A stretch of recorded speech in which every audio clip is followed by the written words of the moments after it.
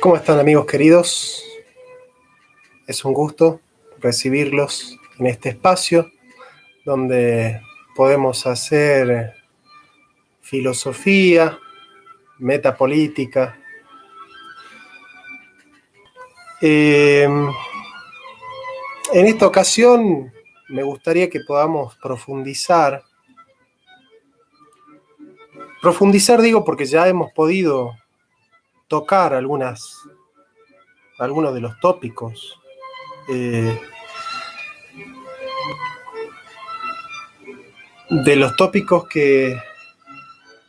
nos permiten a nosotros disponer el espíritu disponer el espíritu para hacer filosofía, ¿sí?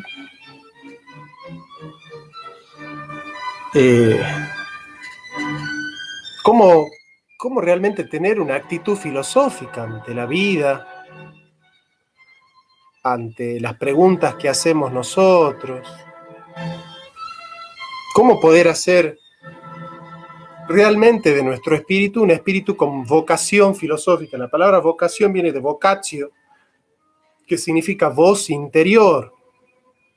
Hay una voz interior que a nosotros nos impele, que a nosotros nos mueve, que a nosotros nos exhorta a pensar, a vivir, a sentir,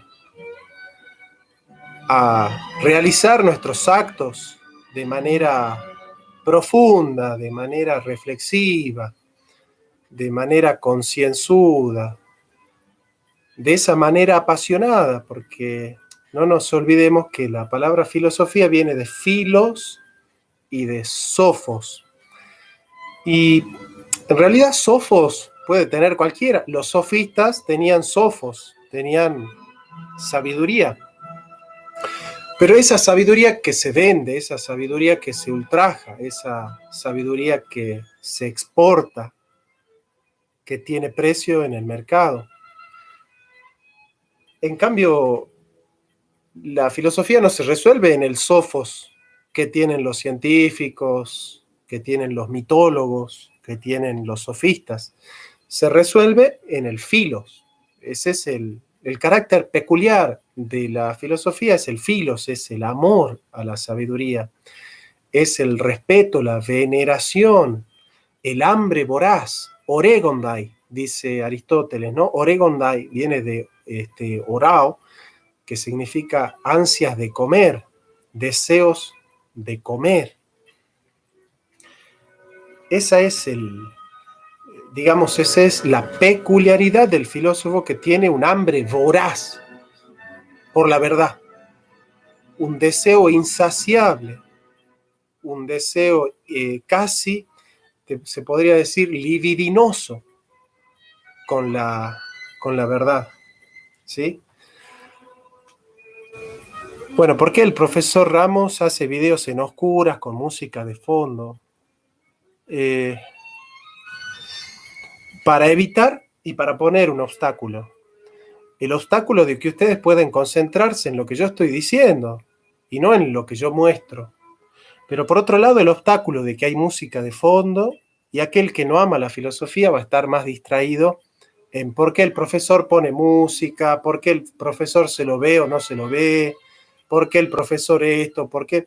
Si ustedes están concentrados en lo que está pasando y no en lo que se está diciendo, bien pueden abandonar el video, porque son exactamente el público que no tiene el espíritu filosófico que es necesario para entender filosofía. Justamente una de las características de la filosofía es que va runtando obstáculos todo el tiempo, ¿no? Va sorteando obstáculos todo el tiempo, porque el meditar del filósofo no es un meditar tranquilo, es un meditar que también está convulsionado por los avatares de la historia, del barro de la historia, de las circunstancias, de la coyuntura.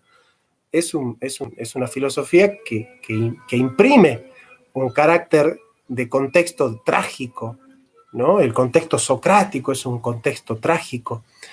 Es decir, el filósofo es alguien que está concentrado en la filosofía, que en medio de la tempestad, como dice Heidegger en el discurso del rectorado, lo único que hace es poner toda su artillería al servicio de la búsqueda de la verdad.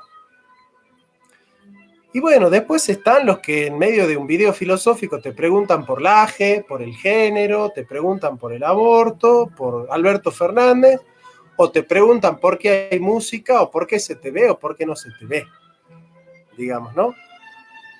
Pero hay por lo menos uno o dos que están preocupados por la filosofía, que van a hacer preguntas filosóficas, que su inteligencia está al servicio de la filosofía y su preocupación es entender filosofía. Para ellos va esta clase, para aquellos que tienen el filo, porque aquellos que tienen el amor por el conocimiento, por ejemplo, Estéfano, que ahí lo veo, La sabiduría viene sola, la sabiduría viene añadida, ¿no? Busquen el amor por la filosofía y su pasión, y todo lo demás será añadido. Es en la pasión por la verdad donde se resuelve el carácter de un filósofo. Es ahí donde se resuelve el carácter intrínseco que hace propiamente a la filosofía como tal. La sabiduría no es filosofía cuando es vendida. La sabiduría no es filosofía cuando es ultrajada.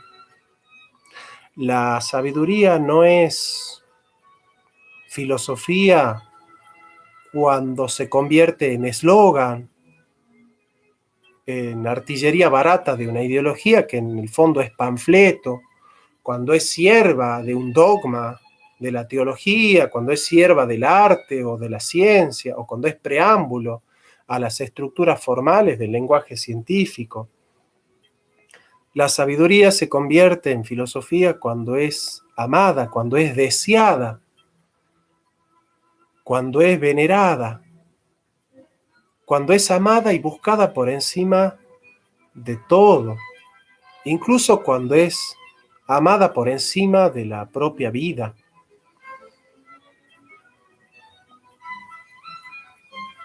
Solo cuando uno desespera por la verdad, de tal suerte que es capaz de renunciar a su propia vida, puede encontrar el valor del meditar filosófico, ¿no? Porque en definitiva, la verdad es un trascendental y la existencia no es un trascendental. Cuando se renuncia a la existencia en pos de la verdad, se recupera la existencia de una mejor manera, porque quien busca salvar su vida, la perderá. Pero el que la pierda en pos de la verdad, la ganará. Es en esa disposición de renunciar a la propia vida, de renunciar a la comodidad de una vida sin tragedia, a una vida sin angustias, a una vida con esas falsas seguridades que nos dan nuestras conquistas cotidianas, que son efímeras y totalmente intrascendentes, porque en definitiva esa seguridad que nos da el dogma de una verdad totalmente fija y establecida, que no puede ser cuestionada, cuando nosotros nos aferramos a ciertas ideas como moldes en los cuales nosotros poder encontrar la ataraxia, la imperturbabilidad de una vida que no se angustia, que no se desespera, que no anhela el desarrollo de la desesperación, de la angustia, de la miseria, de la precariedad del pensamiento, de la perturbación de un meditar filosófico que muchas veces no tiene de dónde asirse, de dónde agarrarse.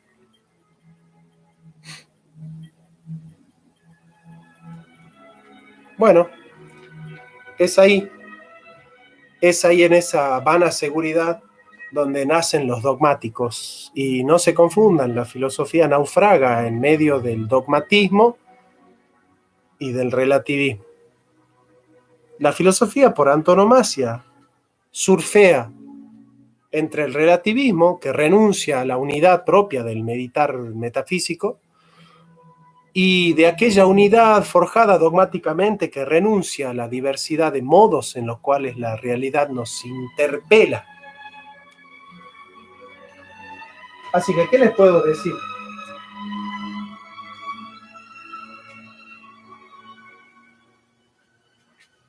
¿Qué les voy a decir que es filósofo? Aquel que se refugia en una verdad dogmática con la tranquilidad de que ese congelamiento de la verdad va a resolver las formas en las cuales la realidad siempre está velada para aquellos que intentan conocerla de una sola manera.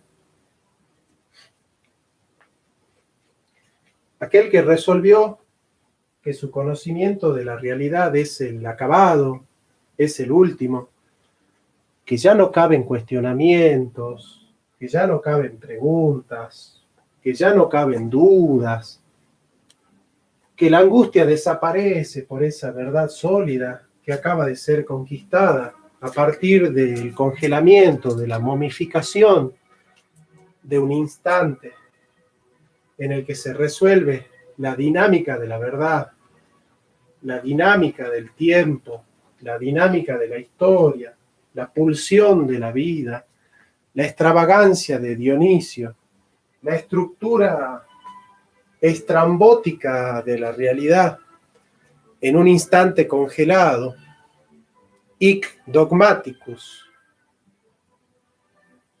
He aquí al dogmático.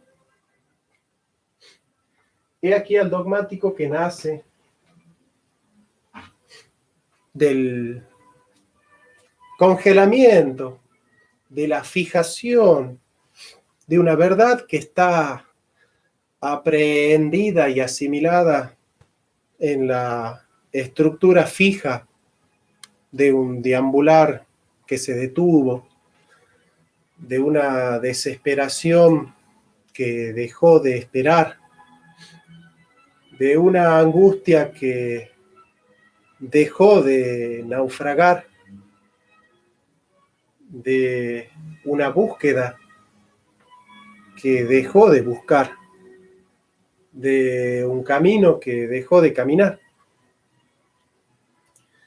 Y cuando el filósofo dejó de caminar es cuando el filósofo dejó de preguntar.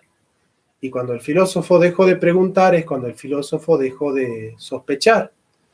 Y cuando el filósofo dejó de sospechar, dejó de caminar. Y cuando el filósofo dejó de caminar, dejó de investigar. Y cuando el filósofo dejó de investigar, dejó de filosofar. Por eso la Eros, en el banquete de Platón, la filosofía es hijo de Poros y de Penía.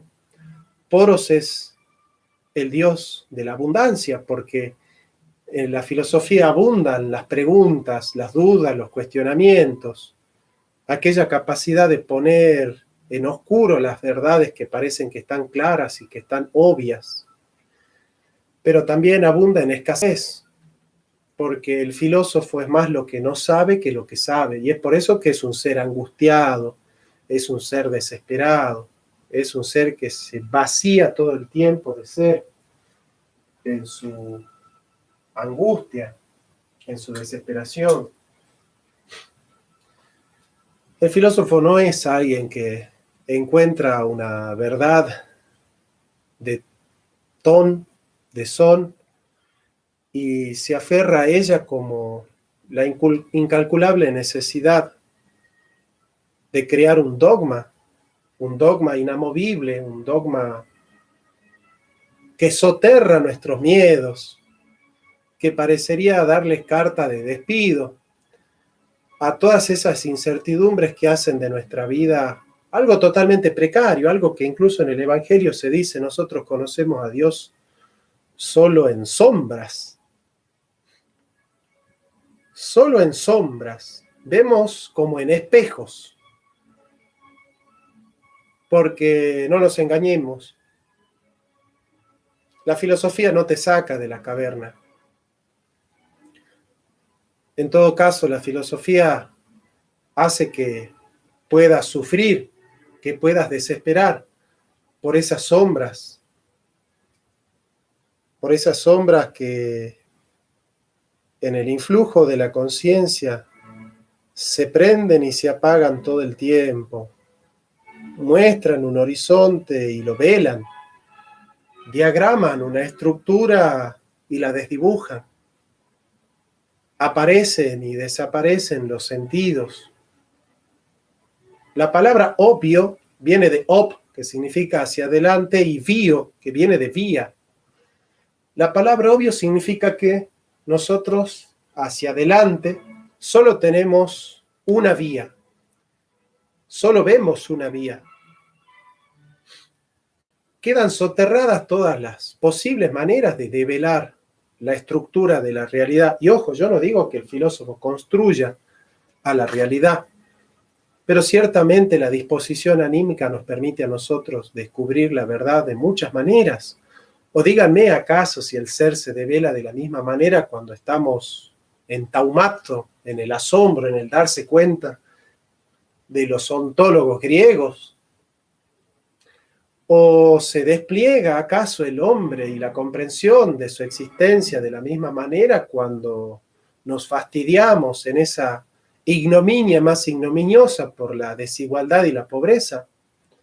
¿O cuando tenemos miedo de la muerte o angustia por nuestra libertad?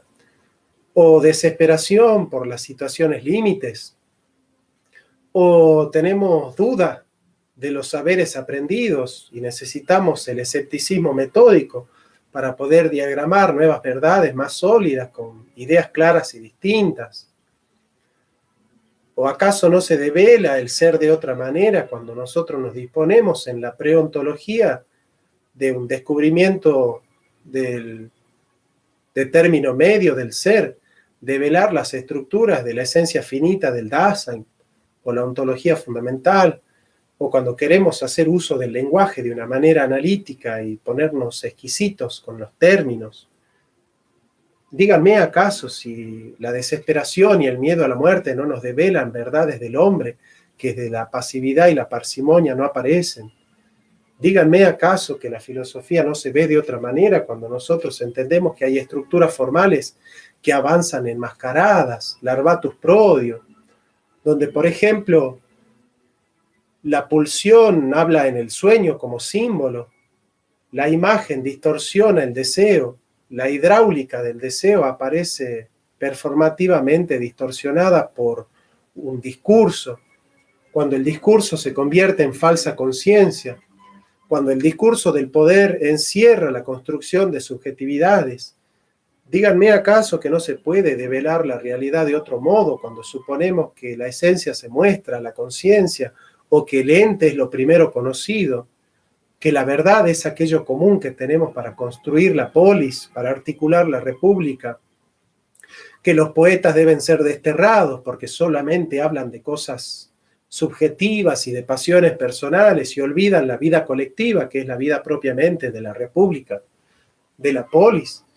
Y díganme si no se develan verdades del ser cuando habitamos poéticamente el mundo, cuando en ese lichtum, cuando en ese claro del bosque podemos develar las estructuras ontológicas del misterio, de aquellas verdades inacabadas que subyacen en el ocaso de la noche, cuando en una noche estrellada todos nosotros podemos ver que se desvanecen aquellas certezas que en el claro del mediodía parecen sólidas conquistas de nuestra vida acabada en esa búsqueda del sentido que parece tan claro y tan obvio y que ante la perturbación, ante la intemperancia, ante la implacabilidad de un instante, de un momento, de una erraimis, se destruye, se desdibuja, se rompe en mil pedazos.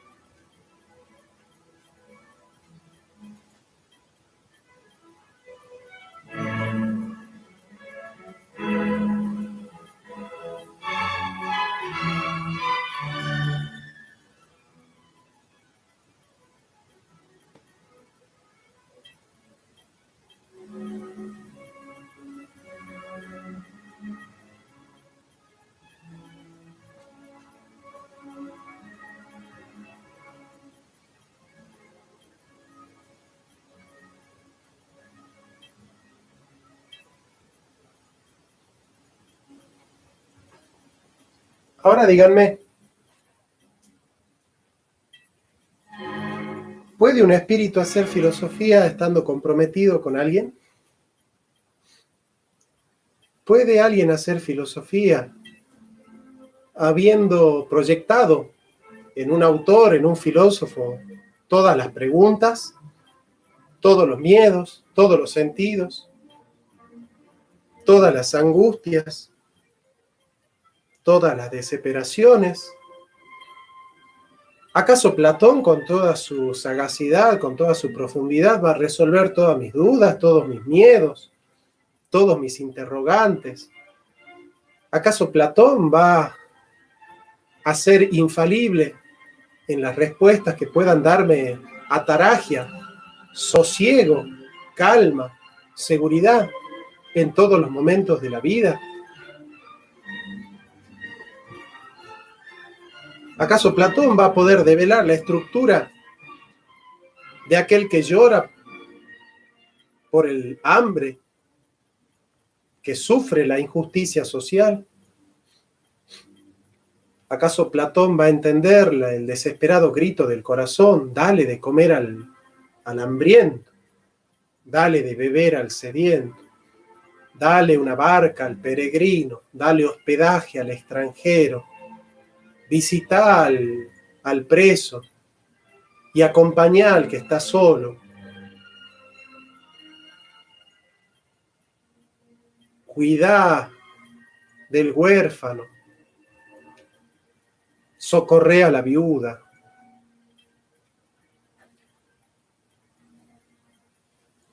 ¿Acaso Aristóteles va a entender la desesperada urgencia de los esclavos, de los ilotas o de aquellos que fueron negados en su condición humana? ¿Acaso Platón va a entender la intemperancia de los sofistas que necesitaban enseñar su conocimiento para poder comer al día, porque no tenían los palacios y las mansiones que tenía Platón? ¿Acaso Marx va a poder resolver el miedo a la muerte, el vértigo de la libertad? ¿Acaso Sartre va a poder develar la estructura de la participación, la metafísica estática, donde se resuelve el ese intensivo real? ¿Acaso Heidegger va a poder construir un lenguaje preciso con el cual poder diagramar los conocimientos científicos? ¿Acaso Wittgenstein nos va a ayudar a conocer a Dios en el interior, en lo más íntimo que tenemos de nosotros mismos, que es Dios?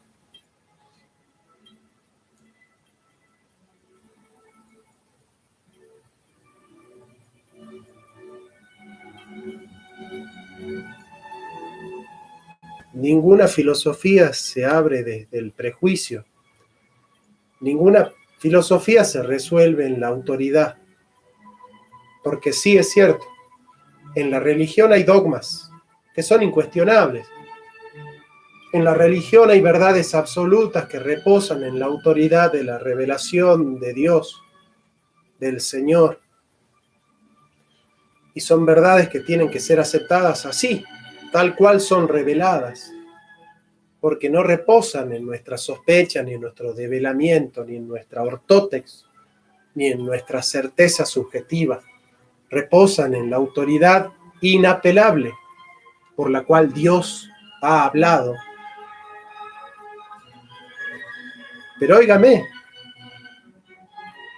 ningún filósofo puede resolver con esa autoridad las preguntas filosóficas.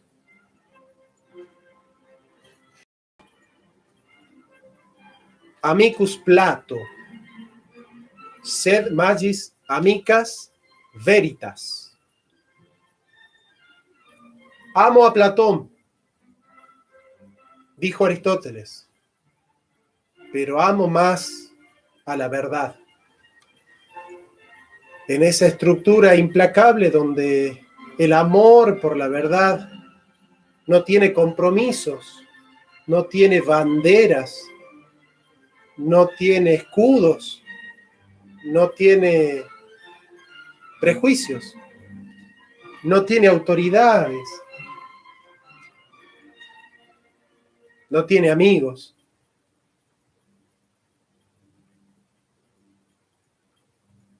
¿Aferrados a qué compromiso se puede abrir la verdad?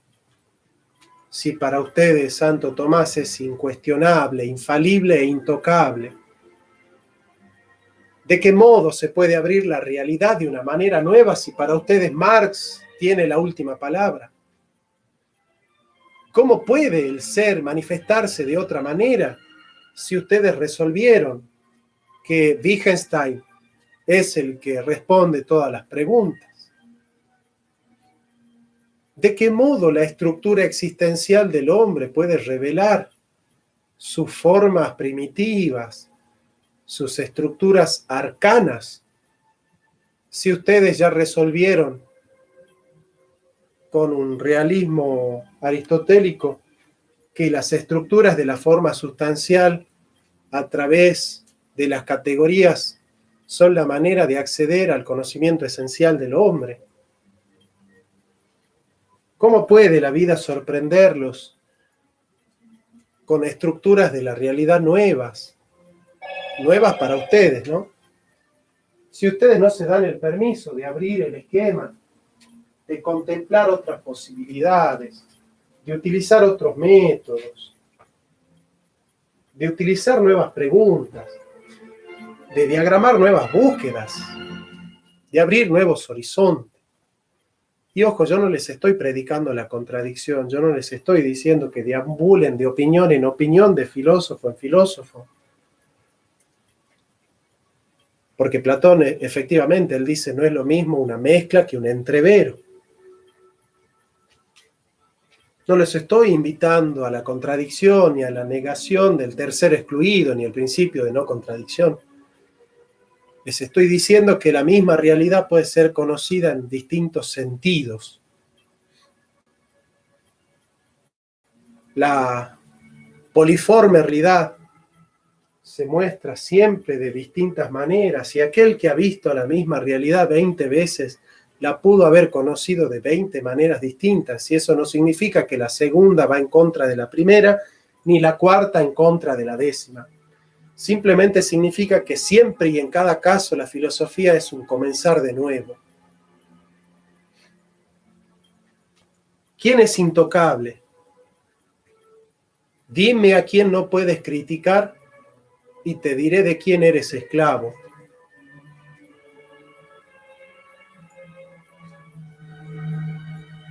¿Con quién estás comprometido? ¿Cuál es el amo hegeliano? ¿Dónde está el discurso del amo? ¿Dónde está aquella verdad sólida, fundamental, incuestionable, que responde a todas tus preguntas siempre, que calma todos tus miedos, que te muestra todas tus pasiones, que revela todos tus misterios, que calma todas tus dudas, que devela todas tus estructuras, que calma todas tus angustias, que despierta todas tus desesperaciones? ¿Con quién estás comprometido? ¿A quién le entregaste la autoridad que corresponde solo a Dios? ¿A quién le entregaste el ojo para acercarte con una fe ciega? ¿A quién le entregaste la pasión para dejar de buscar? ¿A quién le regalaste el camino para dejar de caminar? ¿Quién te puso el anillo que te condenó a entender que la filosofía no es más que un camino? Caminante, no hay camino. Se hace camino al andar. En esa estructura ontológica aparecen nuevos miedos, nuevas dudas, nuevas búsquedas que nunca van a negar las anteriores. Porque aunque la filosofía no es una acumulación de opiniones, todas las verdades son instancias, son momentos de un camino mucho más profundo y transitable. que es el camino de la vida. Ese camino de la vida que no es más que preparatio mortis, que preparación para la muerte. Esa muerte que nos espera de mil maneras, porque la vida es realidad, pero antes de ser realidad fue también posibilidad. Y en nuestra vida tenemos infinitas posibilidades. Podemos caminar, podemos hablar, podemos mirar, podemos desear, podemos cantar, podemos llorar, podemos indagar, podemos buscar, podemos temer, podemos adorar, podemos leer, podemos dormir, podemos comer, podemos perdonar. Pero en todas nuestras posibilidades está la posibilidad de la muerte. La muerte es la posibilidad de todas las posibilidades.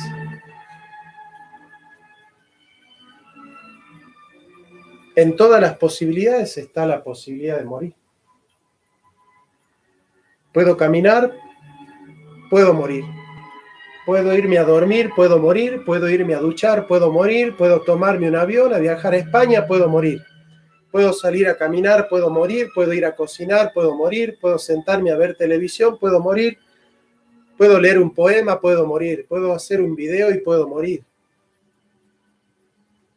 La muerte es la posibilidad de todas las posibilidades, pero a su vez es la posibilidad con la cual mi mismo ser se hace imposible.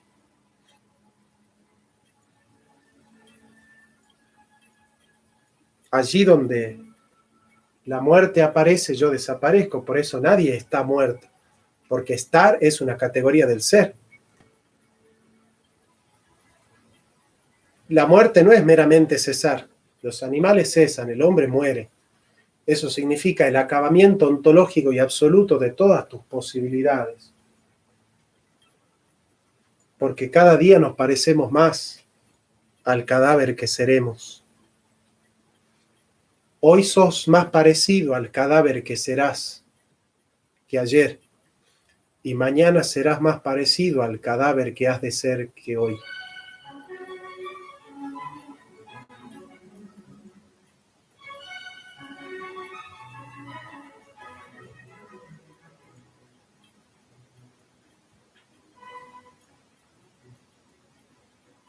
La muerte nos espera. Sein su tode. Somos ser para la muerte.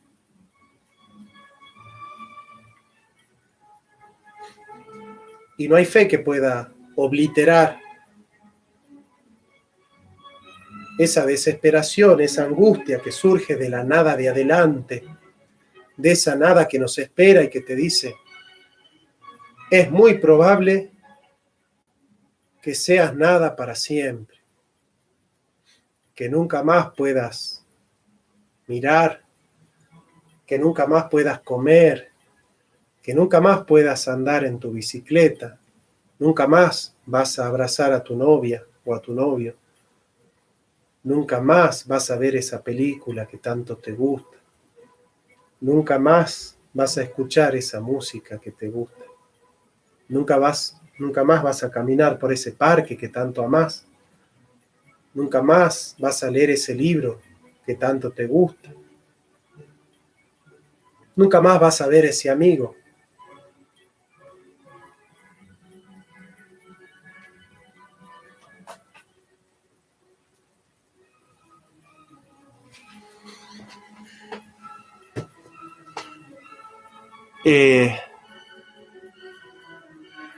Cuando nosotros entendemos que ese nunca más nos espera, nos rebelamos ante la angustia de la nada, porque la angustia de la nada nos revela la angustia de la muerte. Y solamente desde la desesperación nosotros podemos develar la estructura ontológica del significado profundo para el espíritu humano de lo que es la muerte.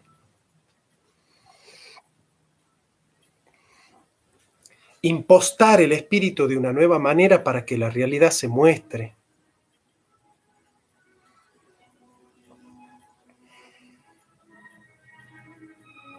Y ojo, yo no estoy cayendo en el relativismo de nada es verdad, nada es mentira, todo es según el color del cristal con que se mira. Yo que estoy diciendo que la verdad aparece siempre y de mil maneras. Y no estoy diciendo que todo discurso sea verdad. Y yo no estoy diciendo que todo juicio sea verdadero. Lo que estoy diciendo es que la verdad es poliforme, que hay estructuras de la realidad que se muestran y que están abiertas a la conciencia para un adequatio res intellectum, pero hay verdades que están soterradas como el physis cryptes filei, donde a la naturaleza le place ocultarse, y solamente en el develamiento de esa estructura hermenéutica nosotros podemos desocultar aquello que nunca declina.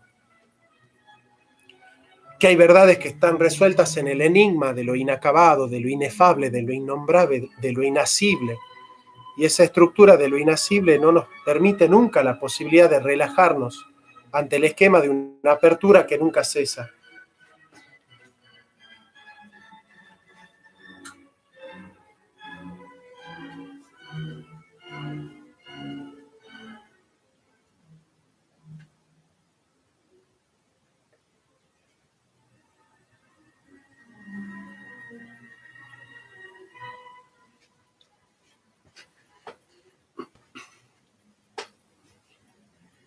¿Quién tiene derecho a cesar en la búsqueda? ¿Quién tiene derecho a relajarse en el camino de la verdad? ¿Quién tiene derecho a creer que la forma en la que la verdad apareció ha resuelto en ese aparecer todas sus estructuras?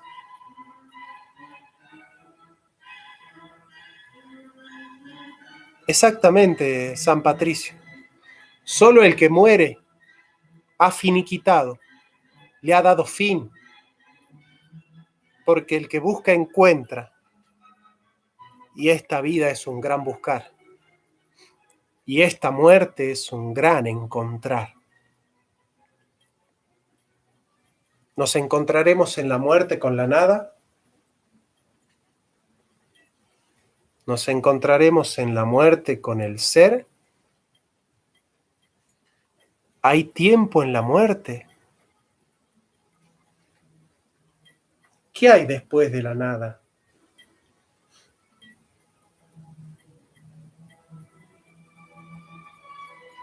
¿A dónde van los minutos? Si el pasado ya fue y el futuro aún no es, ¿hacia dónde avanza el presente?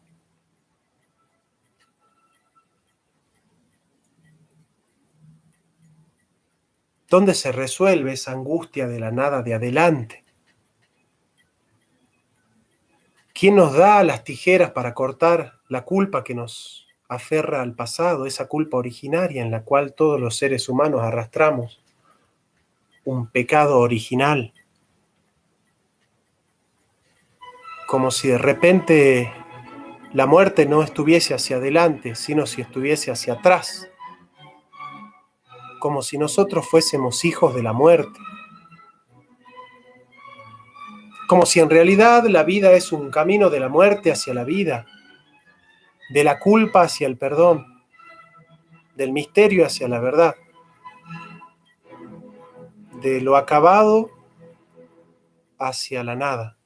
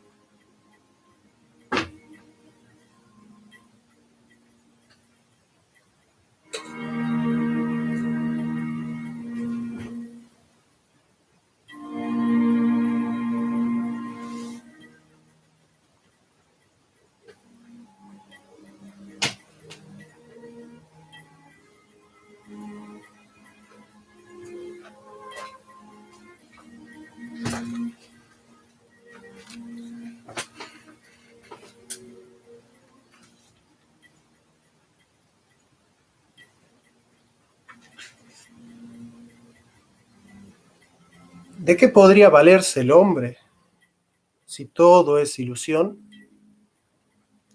Si cabalgamos en sueños que llamamos realidad, si también es ilusión buscar diafanidad. El pasado no es pasado, el futuro volverá. Y la hora es proyección de lo que fue y será.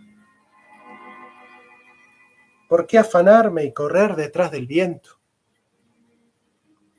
El filósofo todo sabe, pero nada entiende sin la fe. Nadie puede convencerme de que es cierto lo que sé. Buscar placeres o riquezas, sabiduría o quizás paz. De nada sirve el afanarse, porque todo es vanidad. La ciencia es un paquete que nos regalan al nacer. Las riquezas son gotas del aire que nunca vamos a tener. Todo es un absurdo. Es correr detrás del viento. Ni siquiera es del corazón el sentir lo que ahora siento. Nuestra vida es un camino por el que fluyen ilusiones. Y esa ilusa emoción que llamamos esperanza, casi nada nos alcanza. Casi todo es nada. Hasta creo que estos versos son producto de mi almohada.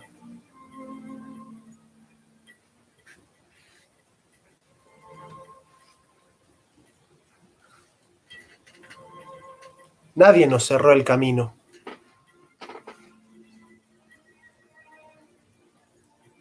Miserable aquel que convirtió en meta el camino. Ya lo dice Zaratustra. La grandeza del hombre está en ser un puente y no una meta. Lo que en el hombre se puede amar es que es un tránsito y un ocaso.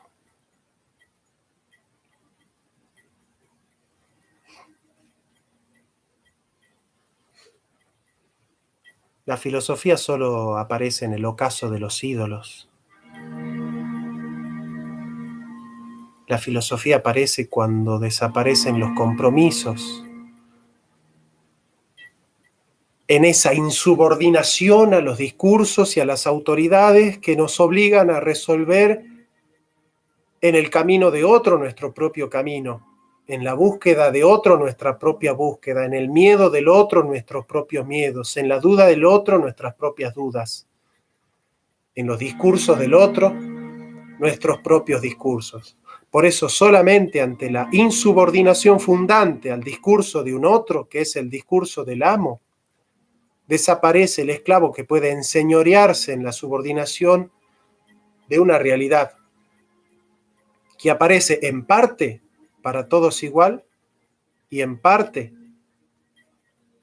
distinta para mí.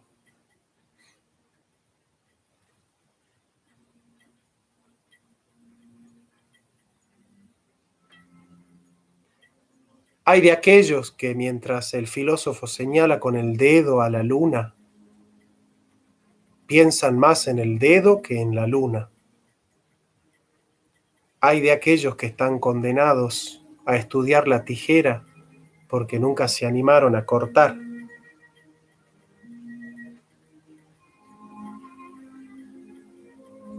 Hay de aquellos que solo se conforman con mirar al sol